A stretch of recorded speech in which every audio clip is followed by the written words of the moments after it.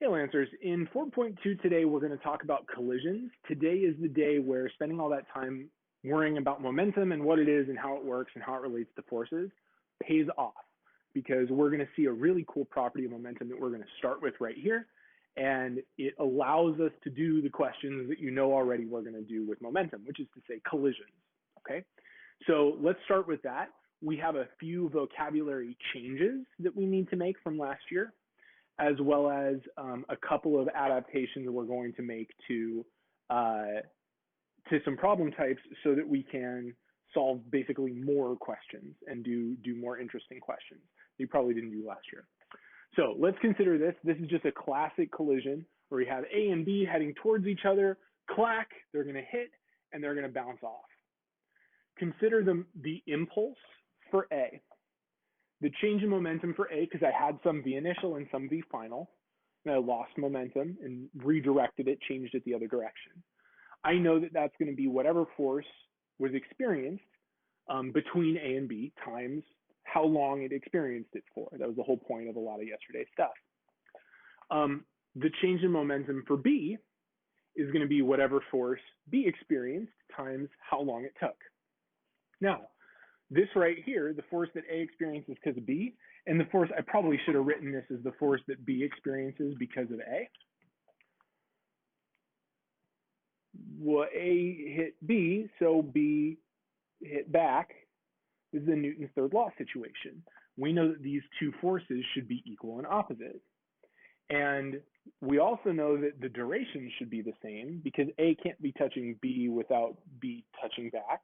Right, that's sort of how this works. If they're touching, they're both touching each other. It's not like a younger brother situation where you can be like, I'm not touching you, and try to harass you or something like that, right? So anyway, delta T should be the same. These should be the same, but disagree by a minus sign. And what that means is we can sort of sub things together and get that delta P for A is the opposite of delta P for B. And I ran out of room there. Hopefully you forgive me for that. That's a big deal, because what that means for us is that any momentum that A lost, B gained. And you can think about that because here we had momentum to the right, we had a delta P that was to the left and big, and it was enough to change our momentum to the left a lot. Well, here B gained all of that momentum. This is where it went. We were moving to the left at first, and B stole it and took it and is going to the right. You can reverse the problem and say, oh, where'd all the momentum that B had go? Because it started to the left with a lot of momentum and it finished to the right. But it lose all that leftward momentum. Well, A took it. Okay? So this is a really big deal. This is why we talk about momentum, is because we realize that momentum is what's called conserved in collisions. In this specific type of problem, if we look at the total amount of momentum in the room, let's change our lens a little bit here. Instead of talking about the change in A and the change in B, let's talk about the total momentum at the beginning of the problem. Well, A is going to have some momentum, B is going to have some momentum. Let's think of this like money, right? Let's think of this as like A has 10 bucks and B has none, okay? Well, down here, A has none and B has 10 bucks. All of the money that A lost, B gained. And if these can only exchange momentum between one another, then that means that adding up all the momentum at the beginning of the problem should be the same as adding up all the momentum at the end of the problem. So we come up with this sort of collision math, this formula that we know last year.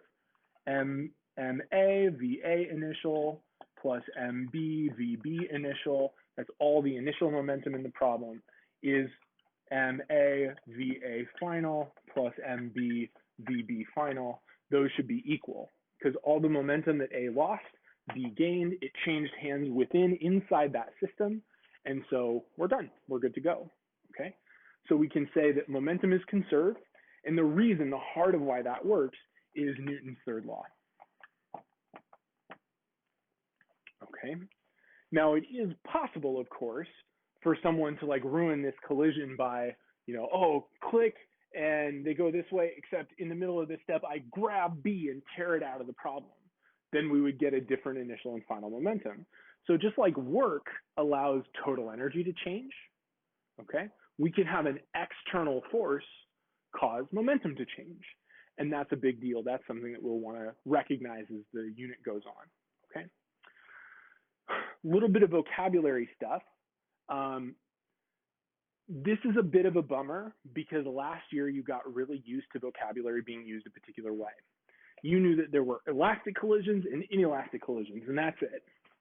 And what we're going to find this year is that instead of it being a binary choice of either it was elastic and inelastic, is that there's this middle ground. And because we didn't acknowledge the middle ground last year, some of the vocabulary kind of changes its meaning a little bit, okay? So elastic still means that they bounce, but it is a special kind of bouncing. So there's a different definition that I'm going to give you. Inelastic doesn't mean that they stick. It means that they stuck a little bit, but not all the way. And if they stick a little bit, but not all the way, then that means that they ended up separating. So here they don't stick, here they still don't stick, here is where they stick. So this means that they are stuck together. Perfectly inelastic means that they are stuck together. In the case where they're stuck together, then these two separate objects just become one object.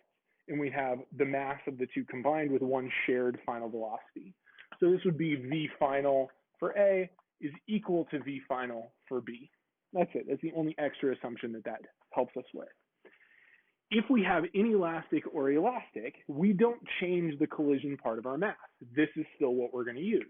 So we're not stuck. And we would still say for both of these, delta P initial equals delta P, or excuse me, sum of P initial equals sum of P final. Over here, we'd still add up all the momentum at the beginning, all the momentum at the end, and set it equal. The thing that separates inelastic from elastic or perfectly elastic, that means the same thing, so we can have the perfect in there too, is that over here in perfectly elastic, the kinetic energy is also conserved. That does not happen over here, nor over here. And it becomes less and less true as we go to the right.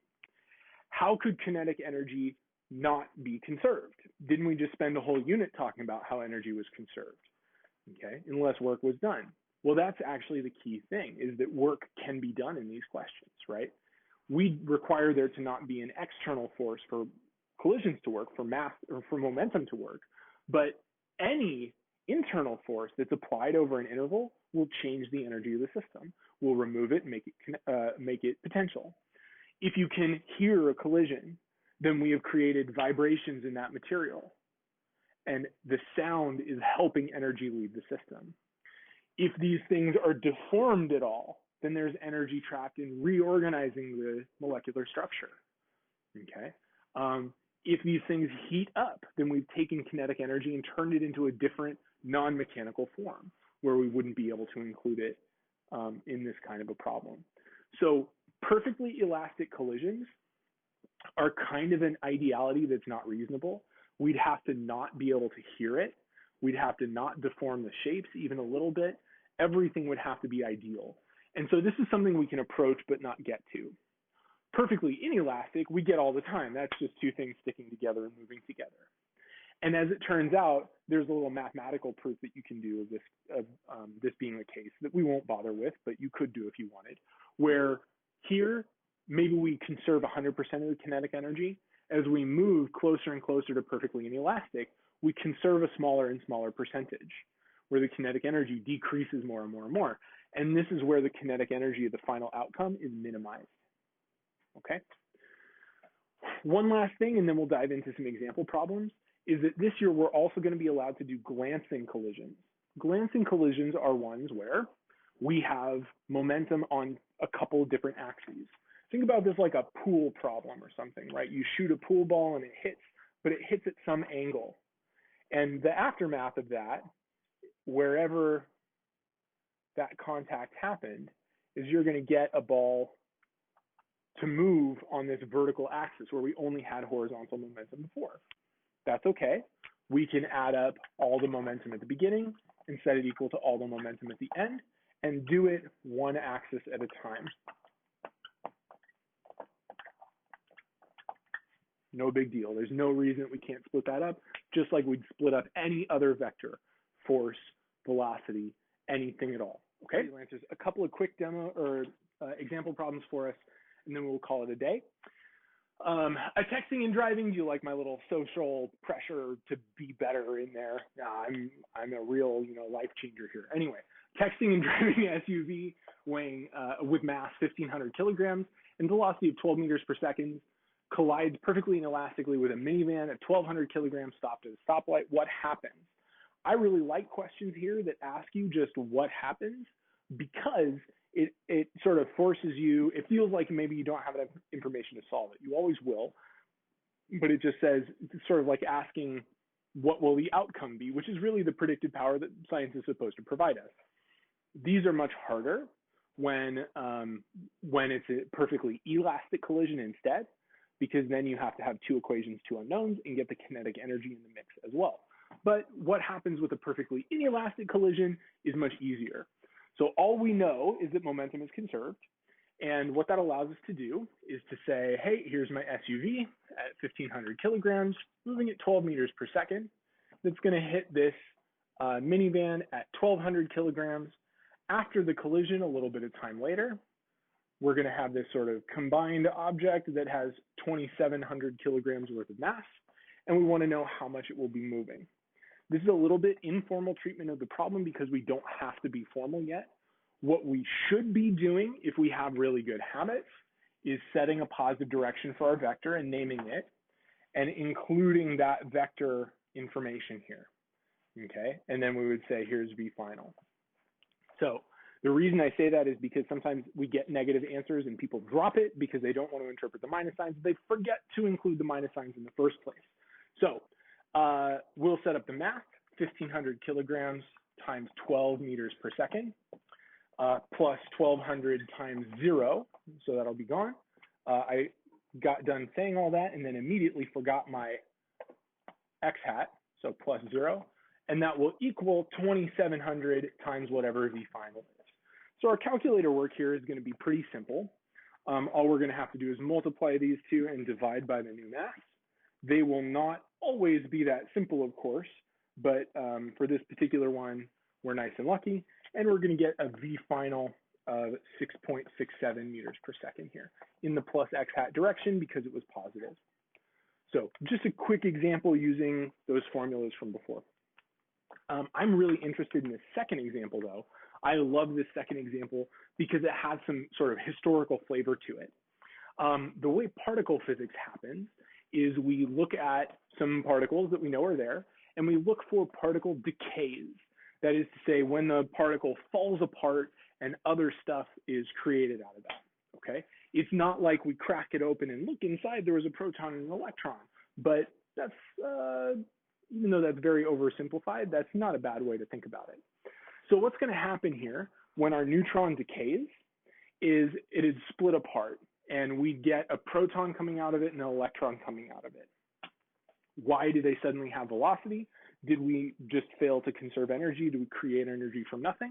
Well, no, it turns out that there's, if you add up the masses of these guys, they're smaller than the mass of the neutron. And that extra mass is what sort of got converted into the kinetic energy that we see in front of us with that whole Einsteinian MC squared situation and things like that. So anyway, we're actually okay there. We're fine on conserving energy, but this looks a lot like we didn't conserve momentum. And the reason why it looks like that is because if we split our axis here and we try to add up all of the x-axis momentum and y-axis momentum, here there's no, well, the y-axis could totally cancel, but the x-axis couldn't possibly cancel, right? Here we would get initial x momentum is 0, final x momentum should be 0. We could satisfy that final y momentum is 0 because we have some up that's positive and some down that's negative, but we couldn't satisfy that x-axis being 0. And so we know that something had to be going this way. It just didn't show up in our detection equipment. And it turns out that that little thing that was going this way that didn't show up in our detection equipment was a a particle that a famous scientist named Wolfgang Pauli, same guy from the Pauli exclusion principle, where we did all those 4s1, 3p6, that stuff, 4s2, how dare I, okay? That guy looked at this result from the detection equipment that they had available at the time. They're like, wait, something's wrong. And they did it again and again and again, and every time this was the result. And so he said, there's got to be something that we're just not detecting. And that little invisible particle, he theorized, is called a neutrino. And they totally exist, and they were totally happening in this decay. And we can detect them now. Okay, so that neutrino we know had to go somewhere over this way. The symbol for a neutrino is that, and there's a lot of particle physics that we're getting to here that we don't need to worry about. One quick argument that I want to give you is that we could actually have nailed down better than this 180-degree window for where that neutrino had to go. If instead of x hat and y hat, we had tilted our basis vectors to follow this direction and talked about them this way, then the axis that we would have drawn here would have looked like we didn't conserve momentum that way. So all of our vector information still needs to hold. If we had this as our analysis, then we would have said the neutrino needs to go this way, up and to the right. And so the place that it could have gone is in this sort of 120-degree window here, and maybe somewhere in the middle. Where exactly it went would matter how much angle we get to our proton and what else is going on with that kind of stuff. But we know there's got to be something small that goes that way. So anyhow, that'll finish us off for momentum, or for collisions.